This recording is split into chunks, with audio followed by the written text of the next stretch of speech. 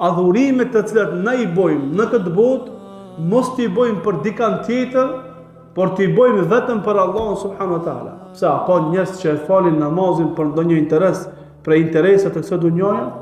Po, politikanët, të cilët në momentin e zgjedhjeve të bëhen evliat më të mëdhenj që kanë ekzistuar ndonjëherë në trojet tona.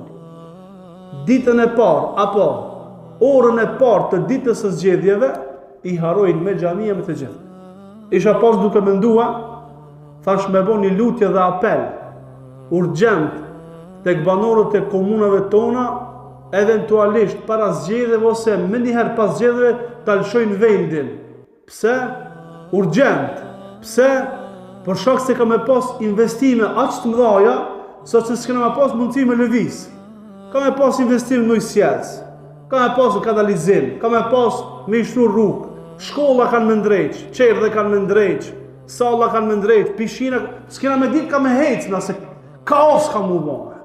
Orën e parë të ditës së zgjedhjeve mbarojnë me xhamia, me namaz, me evliya Allah, me të gjitha, vazhdojnë avazivit. Ky ka qenë rasti i munafikave me kohën e pejgamberit sallallahu alaihi wasallam, të cilët e kanë fal namazin sa për sy e faqe, për ta mlu kufrin e tyre, mosbesimin e tyre.